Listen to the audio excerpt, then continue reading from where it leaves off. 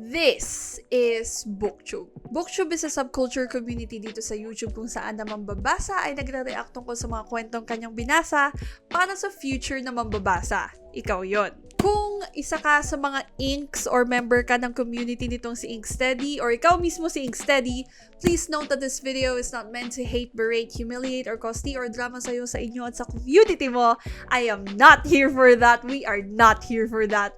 We are just here for your story. The book that is currently in my hand right now is the last book of the college series nitong si Inksteady. As you can see, we have the book form pero available din siya on Wattpad. This book is published under Precious Pages Lib or Life is Beautiful. They published this book in 2023. At syempre, ang author ay si Inksteady. Did you know that she wrote this book for 71 days or 2 months and 10 days? So sinulat niya to ng November 20, 2020. Tapos, natapos niyang isulat to, the entirety of this thick baby, ng January 29, 2021. So, alam naman natin who Inksteady is. Pero para sa mga hindi pa nakakaalam kung sino si Inksteady, allow me to educate you. Inksteady is a Wattpad writer who developed a passion for writing at a very young age and decided to turn that passion into action. On September 9, 2020, she began writing the first book of the college series and completed the third and final book of the series on January 29, 2021. She is an aspiring mental health practitioner who penned her stories not just to raise awareness about the value of psychological well-being, but also to help people understand that reaching out for help is bravery. Halata naman eh. Kita naman doon sa mga sinusulat niya na parang, okay, I see where you're coming from. Somewhere in my YouTube channel, lalagay ko na lang sa screen, hindi ko alam kung which side, nandoon yung quality check ko for this whole book, including the inclusions. Nabili ko ito ng 836 pesos, if I remember that correctly. Basta this came from a pre-order. Precious Pages pre-order na nando sa Shopee. As you can see, she is a very thick baby. She is a paperback. Ayan, tada! Actually, meron pa siya mga flaps. Pero dahil mabigat siya, at dalawa lang naman ang kamay ko, hindi ko na mapapakita sa inyo yung buo, okay?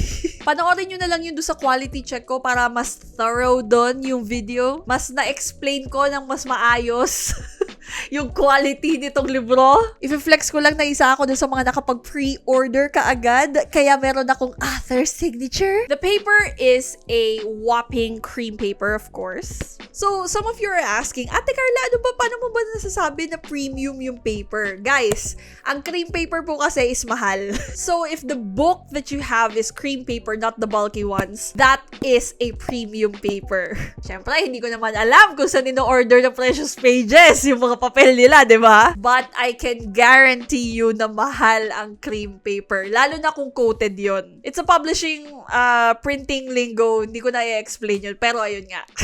I'm gonna do your favorite test. Pero let's be fair, dahil nasa 500 plus pages siya, kuha tayo ng 5. Let's get 5. So, 1. Teka. Ang hirap pa. Bigat niya! So, 1, 2, 3, ay nako, 4, and come here! Come here! Ayan, 5. 5 pages. Okay, teka, tatabi ko muna tong mic. Ayan. Alright, 3, 2, 1.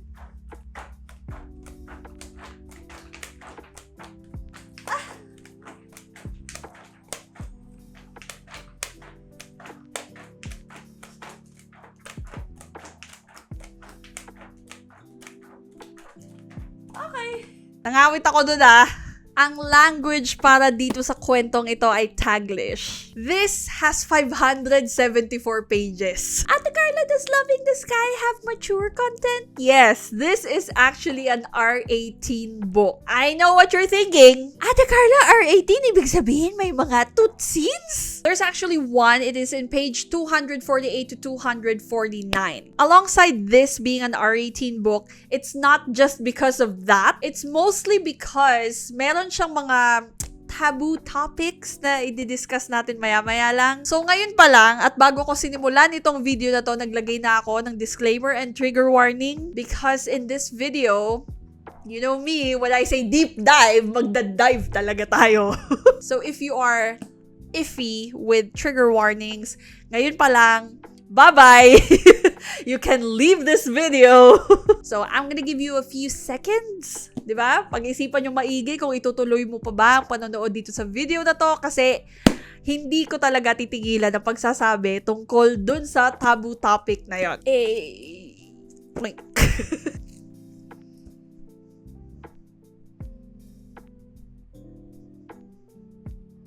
I mean, isang book lang naman to. Hindi naman siya mahirap. Ano, nakapag-decide ka na ba? Alam mo ba, kung kailan patapos na yung libro, saka pa ako nawalan ng flags. Apakagaling talaga. Ganun siya kakapal. Ibig sabihin lang yan, either nag-enjoy ako o madami ako napansin. Ano, nakapag-decide ka na ba? O, itutuloy ko na to Speaking of the trigger warning labels, dito sa labas, or I mean sa cover ng libro, wala tayong makikita dito na trigger warning label. Bakit? Because the trigger warning is right here. The trigger warning label is not in the copyright page. It is right here. Ginawan nila ng specific page na mababasa natin or mababasa mo para maintindihan mo kung ano yung babasahin mo. At saka merong mga chapters dito sa libro na sasabihin niya doon na this chapter has a trigger warning label, basta parang ganon. So, that's nice. Kahit doon sa mismong Wattpad page nung itong Loving the Sky, meron ding trigger warning label doon si author. Which means, hindi nagkulang ang publisher at ang author na paalalahanan. Tama ba? I-remind yung mga tao na kapag binasa mo to, there's a trigger warning label, you might not like it, blah blah blah blah blah. It's entirely up to you kung babasahin mo pa to. Ang genre nitong story na to ay drama, romance, and fiction. Ilan ang narrator? Isa lang, and this is a first-person POV. For this book, you get 40 chapters, 1 prologue, 1 epilogue, and then 3 special chapters. Now, let's talk about our main characters. Let's talk about Reese, baby. Actually, Reese or Debs? Saan ka ba masanay? Kasi there's Deborah, then there's Debs, and then there's Reese. I'm gonna call her Reese kasi doon ako nasanay. Okay, she was first introduced dito sa story na to as the main villain. Yeah, she was the main villain of the story. I know, kakaiba, right? This is one of the few Wattpad stories, or rather Wattpad published books kung saan yung main character ay inintroduce as the main villain of the story. Or rather, she was introduced like that do sa first few chapters dito sa story. And really, that's quite interesting, diba? Kasi who wouldn't want to witness the transition arc? So, alam natin na si Reese ay isang fashion design student. She may not be the best like her friends, pero she's quite good at it. Reese is creative. She's stunning.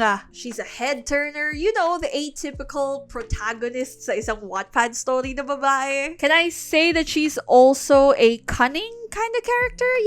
Yeah, she is. She is also loyal. Yeah, she is loyal to her friends, lalong-lalo na sa kanyang iniibig, which we will talk about him later. She's also quite strong. Yung strength niya as a character or as an individual is not entirely just in her personality. Nandun din yun dun sa kung paano siya mag-decide sa buhay niya. Patience, I mean, I'm kind of 50-50 about this. Kasi sure, she said she's willing to wait for her ex. Pero there is something that she said in the first few chapters dito sa libro na to na parang na-shock ako.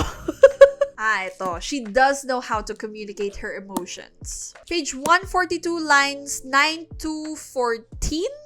Yeah, if anything, I say na at least honest siya sa nararamdaman niya. Particularly kung ano yung ready siya at kung ano yung hindi pa siya ready. Kasi 'di ba, even if we are in a relationship, hindi ba mas maganda na yes, you are in a relationship, pero you are still your own person. You grow, your partner grows, but you are both in this together. We're all in this together. Kung hindi nyo alam yon, wag nyo ako kausapin. Masyado kayong bata. Hindi, sa ano yun? Disney Channel yun. Ano yun? High School Musical. Yan. Girl, she is not responsible. Shall we talk about the first trigger warning? Una sa lahat, she and her partner had an unprotected sex. That's obviously the first thing, the first pointer about being irresponsible. Walang boundaries tong series! Page 35, lines 19 to 23. Yeah. Girls, boys, and everyone in between, I don't care kung anong sexual orientation mo. Listen to Mommy Carla, or Ate Carla, Tita Carla, I don't know. Here is an unsolicited love advice, if I may. If a person says no to you, it means no to you. Hindi ka lang niya talaga type. Hindi siya nagpapa-hard to get. Hindi siya nagpapahirap sa'yo para i-test ka. Walang ganon. They are just not into you. So baby, move on. Move on. Blackmailing! Oh my God! Girl, page 36! Girl, that page made me absolutely hate her. Kasi who the fuck does that? Like, that is so wrong and I'm glad that we all agree. Okay, you know what? Let's do reverse roles, okay? Kung yung lalaki or si Rouge ang nagsabi na, hey, I'm gonna reveal our sex tapes. Blah, blah, blah, blah. Girl, he'll be dragged to filth. Katulad ng mga nandun sa comment section sa Wattpad. First of all, para lang maging malinaw, that is against the Privacy Act law dito sa Philippines. Blackmailing is considered as cybercrime. So if you are experiencing any form of blackmailing, report it to the police. That is a crime punishable by the law, lalo na kung underage ka. When I read yung reply nitong si Rouge after sabihin yon ni Reese, nalilito na ako. Rouge Reese. I was cheering for Rouge kasi parang, yeah! I mean, we all love a man who knows his core values. Huwag mong sabihing mahal ka niyan. Ay, nako! At saka, di ba, parang nakakababa ng, I mean, personally, nung nabasa ko talaga yon, if that happened to me, I'm gonna be like, girl, Reese needed something from him. She wants him to be her model, di ba? Ay, alam mo yung parang ikaw na ngayon may kailangan sa akin, tapos ganyan mo pa ako i-approach, parang, no thank you. I mean, hindi naman natin ma-deny na she's desperate. Oh, Reese was very desperate ng mga first few parts dito sa librong to. It's almost very, pick me energy at saka yung obsessed. Pero dahil readers tayo, naiintindihan natin bakit ganun na lang ka-desperate yung series. Kasi diba, gusto niya talaga makipagbalikan dito kay Rouge. Luckily, itong si author, she's like, you know what? I'm gonna give you that sort of sprinkle of hope. Binigyan na tayo ng growth ni Reese starting page 185. Tsaka yung buong chapter 17. Ha! Si Reese ay isang self-absorbed bitch. Page 43. Page 43, she's all bark, no bite. I hate those kinds of people. Teka, buksan natin para magkaintindihan tayo. Kung meron kang copy nitong libro, good for you. Kung wala, sorry. Taga. Page 43. Hang on. Let me... Isa yun dito sa mga tabs ko. Ayan! Okay, I found it! Okay, taga. I-embody ko lang pagiging VA ko. She's from a poor family. Your abuelo wouldn't like her. Isa pa, she has a lot of problematic issues. Hindi kayo bagay. The unparalleled audacity of this privileged bitch. Ay, she has power. Pwede ba? Her power came from her parents, not her. kung siya lang as an individual, wala naman siyang ganun eh. Actually, no. The power lies with her father. So when she said something, page 44 na ata yun. Yung part na, I just care about your background, Rouge. Paki mo sa background niya. Pwede ba? I just care. Teka nga, babasahin ko. Gusto ko ba siya basahin eh. Kasi naiinis ako. Sabi niya dito, I just care about your background, Rouge. You could have gotten another girl. Someone worth it. Utang na loob! Someone worth it! Someone worth it ka dyan. Shut up. Ay, minsan nakakapagod intindihin yung karakter ni Reese. Okay, eto. Isa din sa mga negative na napansin ko sa kanya, ini-internalize niya yung trauma niya. Obviously, as readers, alam natin na hindi naman niya totally lahat kasalanan, pero lahat inaako niya. Actually, there's a lot of hidden trauma dito sa libro na to na hindi na ilagay dun sa warning label dun sa first few pages nitong libro. And I feel like it's actually interesting how Inksteady weaponized those trauma. It's a good example on how to torture your readers. Magaling magsulat ng emotional trauma itong si Inksteady. Minsan, habang binabasa ko itong libro na to, napapaisip ako na, Inksteady, are you okay? Do you need a hug? Itong si Harvin, Rouge, whatever, napaka-patient nitong lalaking to. Albeit there are times that he's an asshole, there are guys whose patience are almost award-winning. Kasi let's be honest, if I was in Rouge's position, tapos merong umaaligid sa akin na walang ginawa kundi magpapansin, I'll be pissed! I'm not interested.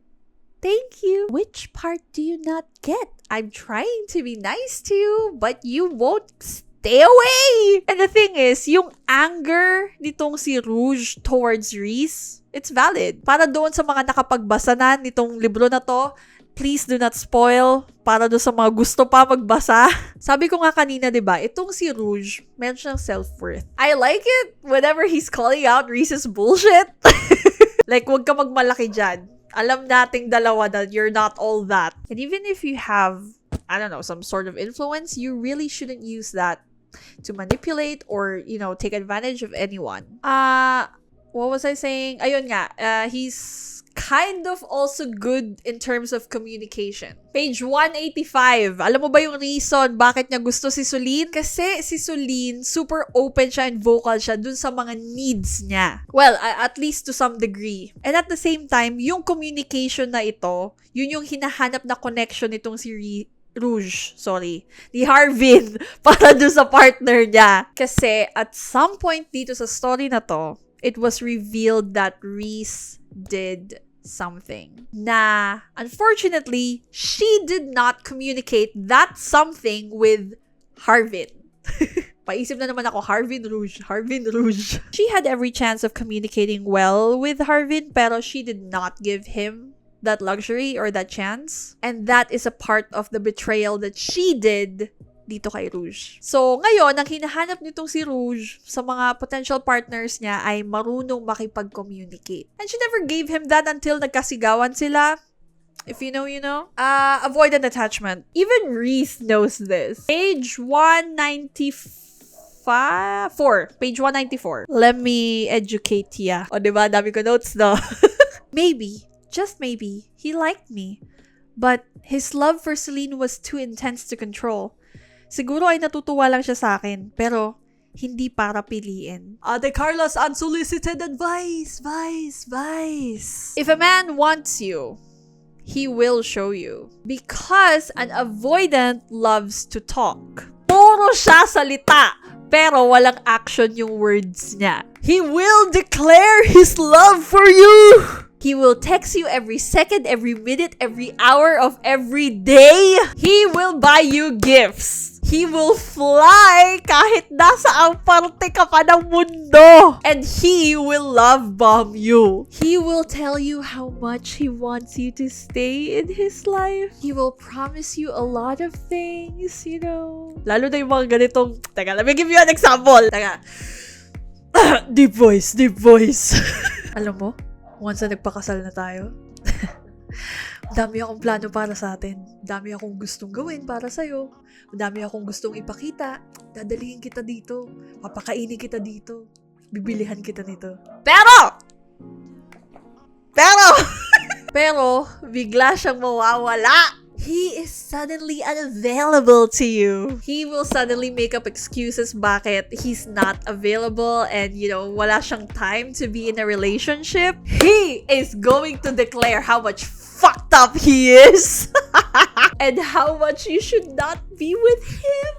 Na parang you have to prove to him na parang, you deserve me. In summary, avoidants are full of shit. The next time he tells you or she tells you that he wants to be with you, wants to start a relationship with you, tell them this.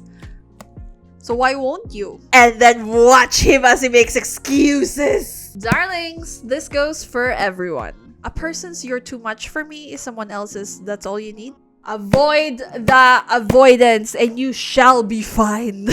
My avoidant told me that he wants me to stay in his life after niya ako i-reject. Natakot siya nung sinabi ko, okay, let's be in a relationship. Let's do this. Bigla siyang umatras. So I told him, okay, bye, for real. Ay, nako. Like literally. Alam niyo yung kanta ni Sabrina Carpenter, The Feather? That's me. I'm so sorry for your loss. Hindi din niya alam kung ano yung gusto niya. Sa totoo lang.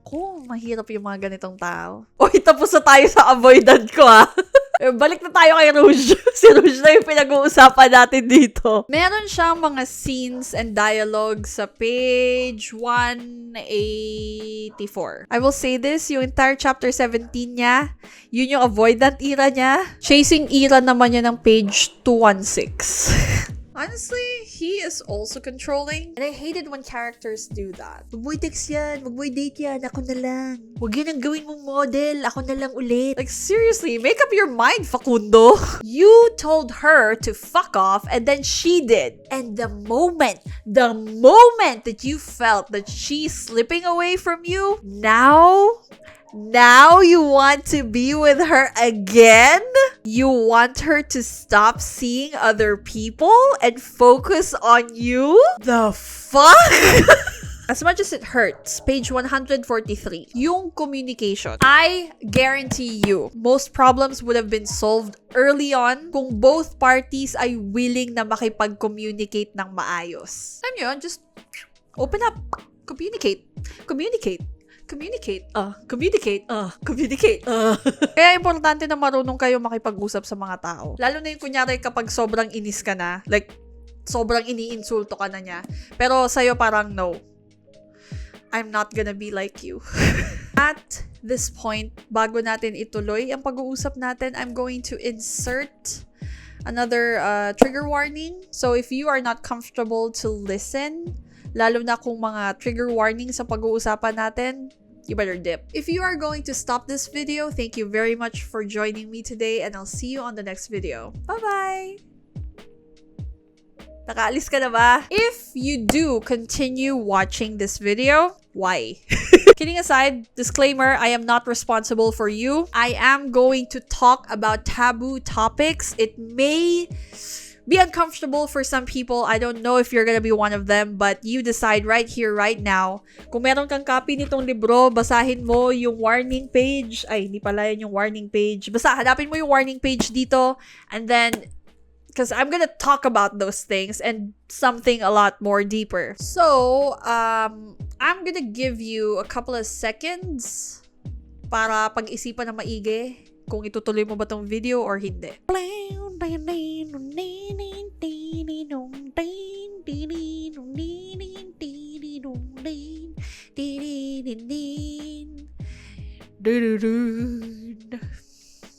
Okay, so siguro naman at this point, talagang decided ka na ituloy itong video, so let's go. Let me ask you this. Ano sa tingin mo yung pinaka-PSA dito sa libro na to? Yung abortion or trauma? I'm guessing you'll say abortion. Kasi yun yung nakalagay dito eh. But how about this? The main theme here is abortion, but it's not just abortion.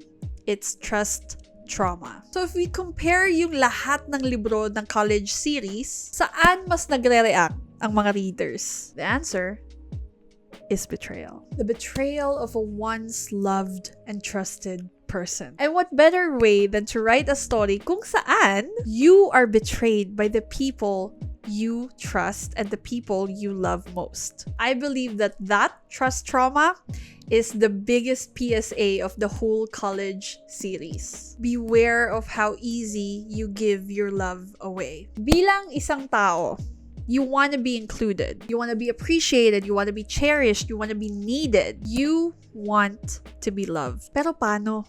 How can you be loved if you don't love yourself? I think that is one of the ultimate betrayals that a person can do, is to not accept and fully love themselves. Yung self-destruction nitong series, it stems from her parents kasi. It's how she sees how they treat each other. A controlling and domestically abusive father, and then a sub-mother. Kaya siya super blinded dun sa pagmamahal niya kay Rouge. Kasi in the very few parts of her life, she made that decision. She chose Rouge. Siya ang pumili kay Rouge. Remember, sabi ni Reese na parang yung buong buhay niya is like pinaplano ng tatay niya. He wants her to take up parang management or business management, ganon. But then she fought. She had to fight her way para makuha niya yung gusto niya, which is fashion design. So yun yung una. Yung pangalawa is yung kay Rouge. She chose to have unprotected sex with Rouge. Call it a sense of rebellion against her father. Tsaka ano ba yun? May line si Reese na sinabi kay Rouge, nag-aaway sila doon sa car, na something along the lines of, if I told you that I was pregnant, you would have begged me or asked me to keep it and I would have followed you. So, ano ba yun? Hanapin natin. Para facts. Let's stay with the facts, okay? Ayun. Page 143. Sabi niya nandito sa bottom part. Dahil alam kong hindi ka papayag! I screamed. Dahil alam kong kapag nagmakaawa ka sa akin na huwag ilaglag ang bata, susunod ako sa'yo. Most likely itong series, she masked her decision to abort with the narrative na I'm doing this for the both of us, for both our futures. She doesn't want to be controlled. Or rather, yun nga, it is her body, it is her decision, parang ganon. So, she decided for the three of them. Not her father, not her mother, her brother, not any one of her friends, not even Rouge can change her mind. She knows what she wants, and she's gonna push through with it. Gusto lang talaga niya ng solusyon dun sa concern niya. And kahit na gusto niyang maintindihan sana siya ni Rouge, ang problema kasi doon, hindi niya sinabi kay Rouge eh. Hindi niya binigyan ng chance na mag-respond doon sa concern nila si Rouge. Another thing na gusto sa ating ituro nitong si Inksteady is learn how to communicate. If you need help, communicate. Sabihin mo kung ano yung kailangan mo. Yung sinulat ni Inksteady about Rouge betrayal, that solidified the tone, the shift of tone. That made Inksteady and this book easily one of the best hidden gems that you should watch out for. Kasi Loving the Sky is not just a story of betrayal and trauma. College series is not just a story of relatable and generational trauma. This book is an escape para doon sa mga tao na hindi nakakakuha ng closure doon sa betrayal na ginawa sa kanila in real life. This is a closure written as a story. And yun yung reason kaya bakit kapag binabasa mo yung story na to or babasahin mo pa lang yung story na to, naaapektuhan ka na. You are rooting for this couple to finally end up together and to get their happily ever after. Like, gustong-gusto mo na sana magkaroon to ng good ending. Dahil maybe, just maybe, you didn't have the closure that you needed. You didn't have the apology that you wanted. The love that you yearned for. Kaya importante na para sa'yo, itong story na to magkaroon ng good ending. Para at least, kahit sa fiction man lang, makuha mo yung happy ending na gusto mo sana para sa'yo. So, yun nga, sabi ko, abortion.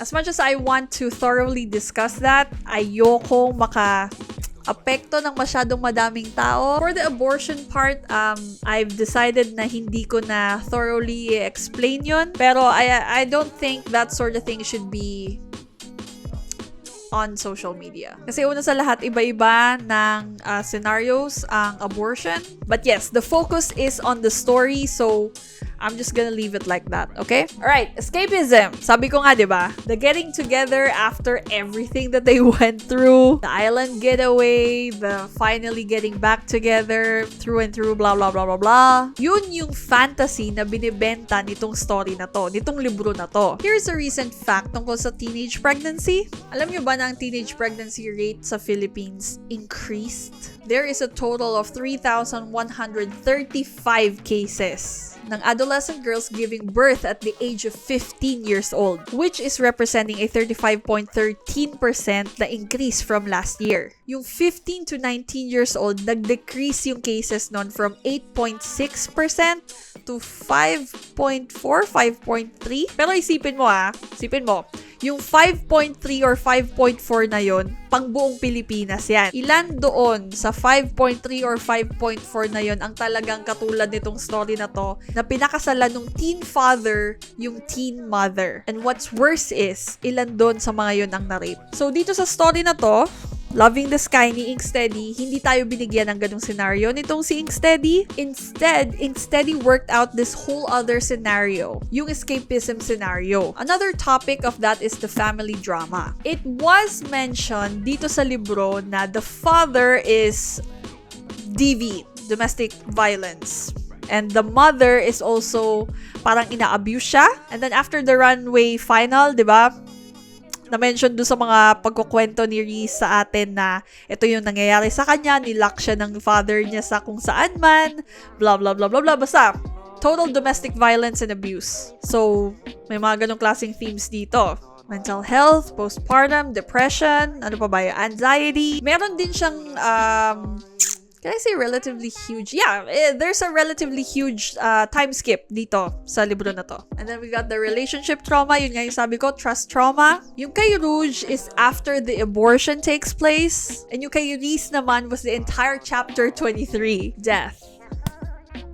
Yes, that part broke me. We had two good, very close characters na namatay dito sa libro na to. And isa din yun sa mga naka-super affect dun sa story nitong dalawang to. Si Reese at saka si Rouge. This is more on the forgiveness, second chance kind of trope. If you want to read a second chance trope, this is the book for you. My rating of this book is, I'd say this is the best out of the 3 books. Kasi si Inksteady, I don't know if you noticed this, pero yun nga, nag-shift yung tone niya ng pagsusulat starting page 233. Yung chapter 22 and dun sa chapter 23, nandun yung turning point nitong story. Chapter 23 solidified my hunch dun sa tone shift. Whether it's intentional or not, that shift in her writing made her so much better. The first book was a test run. Kapag ba nagsulat ako ng isang libro na may mga heavy topics, papasok kaya or papatok ba ito sa mga mambabasa? And it did! The second book of the series, that was the soft launch. Kapag ba mas dinagdagan ko ang emotional turmoil and trauma dito sa mga stories na sinusulat ko, papatok pa rin ba to sa larger and younger audiences? Ano sagot? It did! And it totally worked well for her. Naka-add yun sa branding niya. See, for this one, the third book, the last book of the series, the plot made it too personal. But not in the way that you think. Kasi the gravity of the situations, the tone, the shift, and the characters, for me, mas targeted and mas focused yung approach nitong si Inksteady rather than the first 2 books. If this were her debut novel, itong libro na to, she would have been an even bigger author. Kasi writing this is a risk. This is a huge risk. And then she took it. I mean, props, balls of steel. And you know what? In some ways, dapat ganyan ng mga authors. They're not afraid to get canceled. They're not afraid to get criticisms. Like, they don't care. Do not be afraid to test the waters. The characters for this story, I don't know. I feel like this is an atypical Inksteady sort of characters. Page 281. Hang on. Ayan, ito yung pinaka-last na sentence. And then, dito sa page 282, babasahin ko. Sabi niya, I felt naked. Parang walang balat na bumabalot sa katawan ko, habang ang mga hangin na yumayakap sa akin ay mga karayom na handa akong paduguin sa hapdi. Yun lang yung line lang na yon. Notice how she wrote that line. Hindi lang niya dinedescribe yung emotions, binibreakdown niya yung pinaka-being ni Reese during that moment, during that betrayal. Her diction shifted in order to portray the gravity of the situation or yung gravity ng betrayal na ginawa ni Rouge kay Reese. That is the shift in writing style and tone na wala dun sa first 2 books niya. The use of nakedness in order to elevate the character's dramatic irony from all the things that she said prior to that scene at doon sa reveal na yon, doon sa reveal of betrayal. That's brutal. Tayo, dahil nababasa natin yung lahat na nangyayari, alam natin that there's something fucking wrong. Kasi nababasa natin yung external na nangyayari dun sa paligid ni Reese. We see the tension, we see the worry dun sa mga kaibigan niya. But Reese, in all her nakedness, sobrang blinded niya dun sa nangyayari sa kanya dahil mahal na mahal niya at pinagkakatiwalaan niya itong si Rouge. Ito yung hangin na yumayakap kay Reese. The needle or yung karayom na sinasabi niya dito sa line na to, that is the acts of betrayal and disbelief na nararamdaman na and konting-konti na-realize itong si Reese. And all of that happened because she fell in love.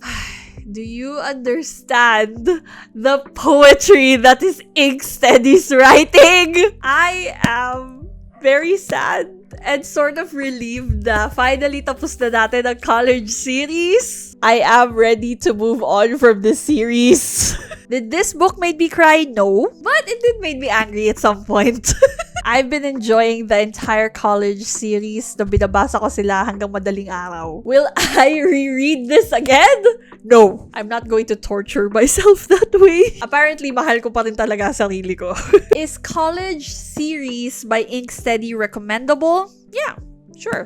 Will I read her other books or other stories? Yes, I would. I want a copy, if possible, I want a copy of Dosage of Serotonin. So I was hoping I would have been able to buy a copy during PBF, but then I realized that, wala pala. And kung gusto mo paulit-ulitin yung mga college series na deep dives ko, gumawa ako ng playlist especially for this. Hanapin mo na lang somewhere sa channel ko or ililink ko na lang sa baba. Dahil tapos na tayo sa college series ni Inksteady, I think it's about time we also finish this series. I'll see you guys on the next video. Bye!